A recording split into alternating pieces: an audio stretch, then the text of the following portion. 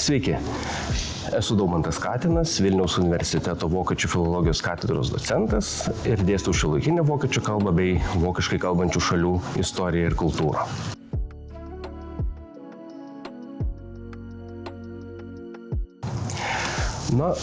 Kodėl anglų kalbą reikia mokėti, tikriausiai niekam nekyla abejonių. Tačiau kodėl vokiečių?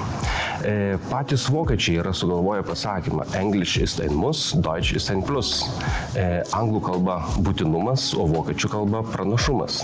Ir iš tiesų su vokiečių kalba dabartinėje darbo rinkoje jūs įgysite tikrai nemažai pranašumų. Pirma, Vokietija yra didžiausia užsienio investuotoja Lietuvoje. Antra, Lietuvoje veikia virš 500 Vokietijos ir virš 1000 bendrų Lietuvos Vokietijos įmonių. Trečias dalykas, virš 70% šių įmonių teigia, kad jiems reikia ir trūksta darbuotojų kalbančių vokiečių kalba. Ketvirta, šalia anglų kalbos mokant vokiečių kalbą, jūs galite gauti nuo 1/4 iki 1/3 didesnį atlyginimą. Ir penkta, Vokietija yra Lietuvos strateginė partnerė numeris 1 šiuo metu.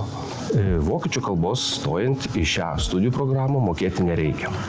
Mūsų dėstytojai padės tikrai visiems jums, studentai ir studentės, mokytis vokiečių kalbos nuo nulio ir pasiekti tokį lygį, kad jis atitiktų tiek jūsų lūkesčius, tiek darbo rinkos poreikius.